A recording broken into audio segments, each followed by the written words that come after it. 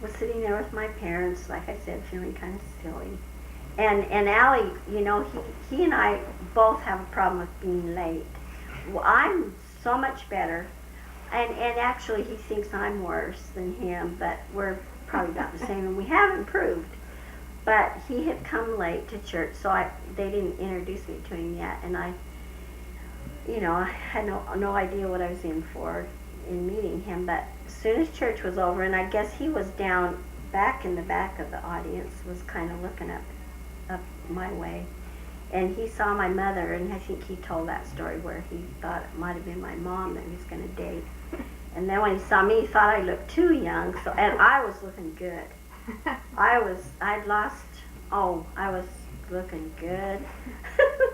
Because I was going to go down and find a husband down in San Diego. So anyway, so I met him, and I thought, oh, he seems like a really nice man, but there's nothing's going to come of this, I'm sure.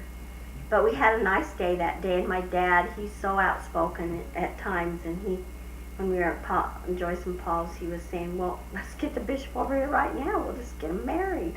And, of course, we were laughing and everything, and I wouldn't recommend that you get married as quickly as we did, but I'll tell you one thing, that I would not have done it if the Lord did not tell me. He almost spoke audibly to me and said, you need to marry this man. And I'm so grateful I did, because there's not very many men that would marry a woman with 6 kids, and he had 3, and not a whole lot of money. 3 living with him. 3 living with him. He had a whole slew that weren't, but 3 little ones that still needed to be raised. Well, they weren't real little. Scott and Jane were, I think, 13 and 11 or something like that, somewhere around there. But so everything kind of went in what is it called, warp speed? Is that what it's called? But it went really, really fast. I told him, I said, well, we weren't even talking marriage when I first met him that day, but we started talking on the phone. He took me out and went out a couple of times before I actually moved. But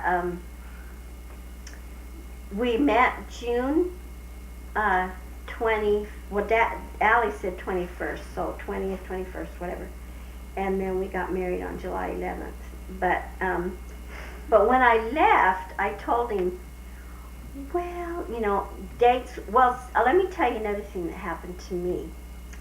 Because he's looking really good. When I met your dad and my children's stepfather, he had these ghastly sideburns way down here. And he was putting mascara on his eyebrows because he wanted them to stand out. And I had to do a makeover on this guy. And he's looking really good. He looks better, doesn't he? He's looking really good. So anyway, those kinds of things. Well, you know what? If you go just on looks with people, and he's very good looking. I feel like he's very good looking. But don't ever let that fool you, because you could miss out on the most wonderful person that you could ever meet if you made those kind of judgments. So you need to get to know the person. But anyway, so I told him, okay, because I felt so strongly that Heather and Leif had some kind of a relationship up in heaven. Because when I found out they died 1 week to the day apart from each other, it just hit me right so deep in my soul. I thought, I really need to pay attention here. There's something here that needs to be really seriously looked at. And so I was telling Dad, okay, well, let's see. Maybe we can get engaged, because September was Leify's birthday. So we'll get engaged in September. Heather's birthday was in February, and then maybe we'll get married the following February. Well, that's kind of how we left each other. Me going to California because my furniture was going there, and oh, and actually, I didn't have to drive the furniture there. That's right, they drove it there, so it was gone. And my kids thought we were moving to California. We had a house there and everything. And so then I started talking to Dad a couple times a day, every day. And by the time that week passed, we changed the dates and changed them and changed them and changed them until I was coming home the end of the week with my parents, and Hugh and I were getting married, and Dave was going to keep my kids for 2 weeks, and so it was crazy because I did that. I came home with my parents. I married my husband the next day.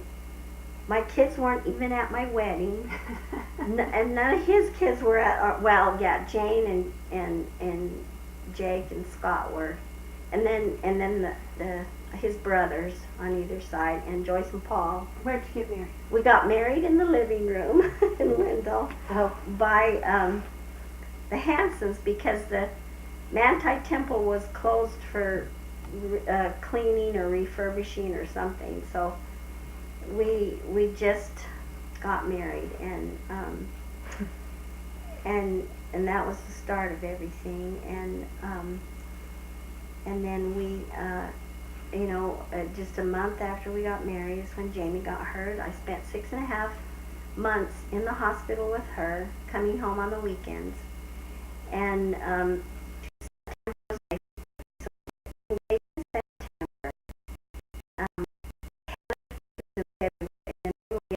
taking care of him. Here he had strange kids in his house that he didn't know, and I didn't know his kids that well, and I would come home on the weekends and be a wife and a mother, and those were some tough times. You just get through what you have to, but I look back on that and I think, that's a year of this, trying to get Jamie to the point where she could come home and be with us, and it's amazing how you do what you have to do, and you pray to the Lord, and you get the kind of help that you need to help you through those extremely difficult times. And we were all getting acquainted. I know it was hard on Scott and Jane and Jake because here they had to share their home with these siblings or step siblings that they didn't even know, and it was really hard on my kids because they didn't know, gosh, this is the end of the earth, and we thought we were going to California to be by our cousins, and my mother's crazy, and so it was, just one of those things that you all just hang on.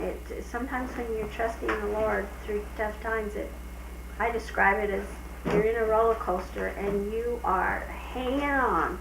You're not sure where you're going yet, but you are going. Your ups and your downs and you're around, but it's worth it. Every bit of it is worth it, and it teaches you something that is so valuable that you cannot learn any other way. To trust the Lord, and what was it about Dad that convinced you so quickly that he would be a good person to marry? I just felt a familiarness with him that I can't hardly even describe it. Plus, I just knew I could trust him. I knew that he loved. He thought he loved me. The first day when we were up at Payson Lakes, he says, "Tell me you love me even if you don't." And I thought, this guy's crazy. But I just knew that he would give me, there was something that I tried to achieve in my relationship with Dave that was a void, and it just felt like that was something that he could give me that it's just hard to I knew I could trust him. I knew, and I didn't feel sorry for him. I didn't say, oh, well, I got to come here and help him raise his kids. It was just one of those things that it was like it was meant to be. I just gave him a birthday card. His birthday was just a week ago Sunday, and it says that this was meant to be, that we came together, and I just feel like it was the Lord had listened to my pleas for and you know, I never finished telling you why I wanted to marry a widower. And the reason I did tell you that because he had an intact marriage, and you know, held a marriage together, and grew from that kind of a commitment. And then I knew there weren't going to be children that had the hurt that my children did, feeling abandoned. Then you don't have, you know, the two kind of hurts. You both have a hurt, but it's not, and where you have kids coming and going, and the ex-wife is, I mean, it's bad enough to deal with ex-husbands, you know. So those were some of my thoughts as I prayed to the Lord for the guidance I needed, and he truly listens. How has after you married Dad? Tell us about what it was like adjusting to Lyndall, and oh, your financial situation's always been an issue. Yeah, and see, now I had gone back and got a Utah beauty license because I knew I was going to have to work, and so but then here I go and marry a man with 3 more kids. So now Janessa was gone. She was down in California. She was going to stay there because she was graduating from high school and kind of on her own. But that meant 8 children, and then Jamie with her accident. And they say that a child with those kind of disabling conditions is like 3 children wrapped up in one. So that means 11 children I had at home. Okay, now how am I going to go to work? And Dave was supposed to be paying child support, and he has all that education. We actually lived quite a high life over the years. Always had just very expensive homes, nice cars. He was a good provider. He wasn't a good money manager, but he was a good provider, and so we were accustomed to, you know, having pretty much whatever we needed. And now I was marrying a farmer that hadn't been, he'd worked hard, he was a very hard worker, but hadn't been that successful, and actually was in debt again. But my Uncle Paul told my dad that he was a millionaire because he sold water and made $1 million, but that was in the 80s. And I mean, that was 7 years ago. And so, and then Allie told my dad, well, a rich farmer is a farmer that has indoor plumbing. So, you know, it was a little miscommunication there, but he had a beautiful kitchen. And everyone, I mean, the sisters in the ward said, I'd marry him just for his kitchen. So I got a really nice kitchen. And that was Mom's wedding gift to you. Yeah, plus there was another thing. See, Debbie asked me, how did I know to marry him? Well, he was pretty smart because he gave me your mother's journal to read, and she had so many good things to say about your father and my children's stepfather. But she did warn me. There were a few things in there, like the TV, but Debbie and I decided that's a man thing. I had a conversation with Manuel today, and he says, oh, if ever I get a day off, all I like to do is lay on this couch and watch TV. So all you men out there, it's fine. Watch your TVs. Now, Allie, we may have to bury him with his remote, but TVs it's a way for men to unwind, and so, you know, if it's important to them, I don't think it's all that wrong, but make sure you watch good stuff. But, so we struggled, and one thing we did is paid our tithing. We were fortunate enough that Carol had some insurance, health insurance, that we were able to go into a COBRA with. Because Dave was supposed to have insurance on his children, but he had dropped it, unbeknownst to me. So it was the Educators Mutual that helped us pay for all of Jamie's care.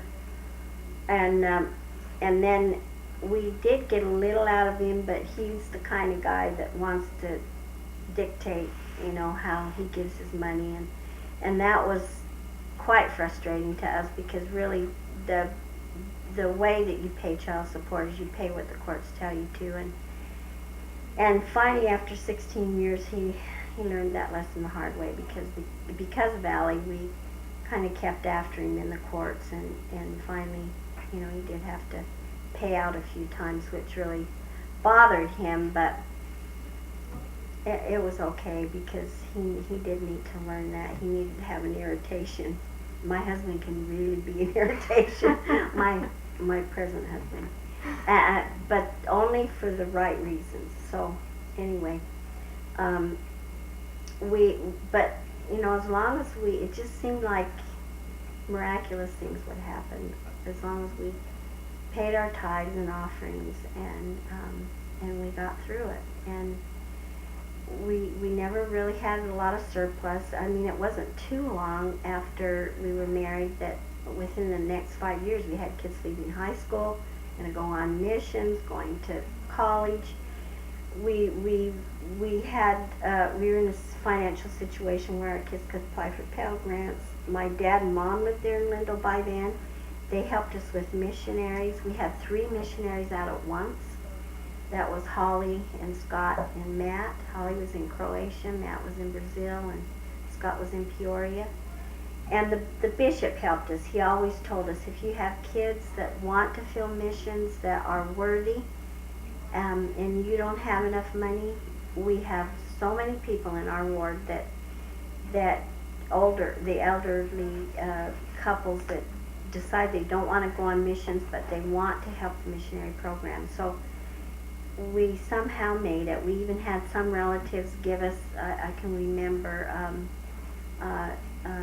Willie, every time one of our kids got a mission call, he'd send us $1,000, and not just the one time. Sometimes he'd he'd just send it to our bishop, and so and Mom and Dad helped. I mean, I don't know how we'd have done it. It was kind of a joint effort, a family project, I guess, to help us get through. And Dad grew his beautiful garden, and he even helped me put a garden in the backyard and several times. So we made it, and I can remember another thing that helped us out too is that Carol also had an insurance policy that she had taken out not too long before she had the program of cystic leukemia and passed away. But Dad, because it was close to when she died, insurance companies, if they can get out of anything, they're going to try. And they were trying to get out of paying the premium. And Allie said, "Oh no, you're not going to do that." He got a good attorney, a very good one, and so we were able to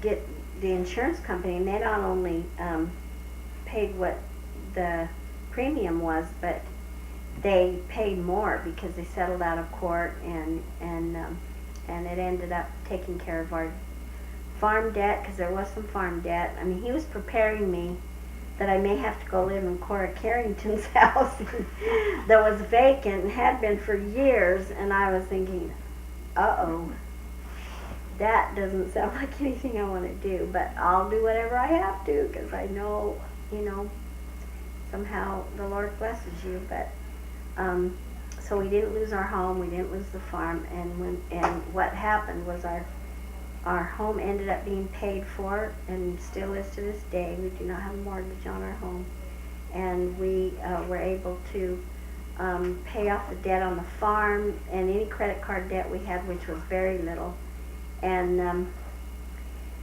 so, somehow things do work out, and Jamie's medical bills were taken care of by um, Educators Mutual. I know that Dave did try to help out in his kind of odd way, which was he tried to sue me and Allie and John for Jamie's accident so they could go through the homeowner's insurance, but we'd already pursued that, and it didn't work, and all that did was kind of make John feel really bad. But he was even the Lord sent great comfort to John, and certainly that would be he would have to have very broad shoulders and a real knowledge of the gospel to know that there was no blame anywhere for that accident to be on anyone's shoulders, and Jamie's totally resolved that that was the Lord's will as well. But we just moved forward, and we we can tell you at this point in our life that probably sending those missionaries out, we were truly blessed, and the Lord promises us that all of you grandchildren, I want you to know that if you want to have the happiest life that you could ever have, you prepare yourselves to go on a mission.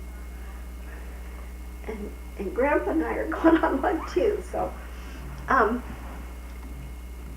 it gives you a foundation that you can never ever get anywhere. I have a testimony of that. I know that our children, it's a total win-win. I mean, some of them learned a language, but the thing they learned more than even a language is they gained a testimony. They learned to recognize the Spirit. It prepared them for life. They're motivated to do well, to bless others, and the joy and happiness that can come from that is, there's nothing sweeter. And I know that they can all testify to you of the benefits of a mission. And even you girls, if you do not find your eternal companion before you have an opportunity to do that, you do that, because that will just enhance your role as a woman. And we need strong women in the church in this day and age. Bold and strong women like all of your mothers and aunts and all of you as well. So, do you want to give us your testimony? And I think the tape's about to run out. Okay. 5-10 minutes. Yeah. Oh gosh, I love the Lord with all of my heart and all of my soul and every cell in my body. I love Him, and I love my Savior. Oh my, I can't even describe to you the love I have for my Savior. I know Him too. And I can remember being so worried about Jamie, and I just, in my mind's eye, could see the Savior holding her and reassuring me that she is such a choice spirit and that she will do fine, and for me not to worry and just to move forward. And He can do that for all of us. And I can't think of a greater plan than God's plan, and for families. It may be a little hard for us to understand. It is a little hard for me even to understand. I'm Grandpa's second wife, and but I have a deep love for Grandma Carol, and I don't know her. I never met her in this life, but I know that she's there. I know she's helping us. I know that our loved ones on the other side are very close. I know the veil is thin I know that if we ever in a tight spot, if we need help, I know they're there. I know that paying our tithing, you pay your tithing, you give a generous, your tithes and offerings. That saying that the windows of heaven will open up is, you would have to have the biggest window because you will have so many blessings when you pay your tithing. And you kids work really hard at being morally clean because it pays off. It's hard in this day and age. I mean, this is a tough time for you guys. I was a little bit of a curious girl and a stinker at times when I was young, and things weren't anywhere near what they're like now. But you hold tight to what it tells you in your little pamphlet, The Strength of Youth. If you do that, and you know what? You will have so many friends because people will have so much respect for you. And I know it's just really, really true. It's absolutely true. And listen to the prophet. You will never, ever go wrong. And I have such a testimony of that. And you know, one of the things that helps me the most is my scriptures. I even read in an ensign once that this woman that was so beset by depression, she tried everything. She took the pills. She went to see people, psychiatrists. She exhausted every avenue to find peace and feel some kind of hope in life. And it was revealed to her that she read 10 pages a day of the Book of Mormon, and she would be absolutely life-changing experience for her. And she put it into practice in it. And I know whenever I've been sad, depressed, anxious, feeling repentant, whatever, my scriptures are just beyond belief. The Book of Mormon is true. It is, you know, when you think about our other scriptures, and we have many, and they're all important, but our Bible has been scrutinized and looked over and translated and worked on, but our Book of Mormon, our prophet Joseph Smith translated that. He was the one person that did that, and it is a pure book. It is a good book. It will help you, and I know that to be true because I've read it I just constantly read it. I finish it, I read it. Grandpa and I, get this, you know how Grandpa he can sometimes be a little rough around the edges at times, but he and I were reading the Book of Mormon together, 10 pages a day, because he has a little bit of trouble with depression too. And we read them together, and he was like a kitten. And he has 2 kitties now too, so he and that's probably a shock, because I bet he never let cats in the house when he was a little more rough around the edges when he was younger. But I know the gospel's true, and I love it with all my heart, and I'm so glad Debbie wanted to do this with Grandpa and I, and oh, we have so much to be thankful for. We have the most incredible grandchildren and great-grandchildren.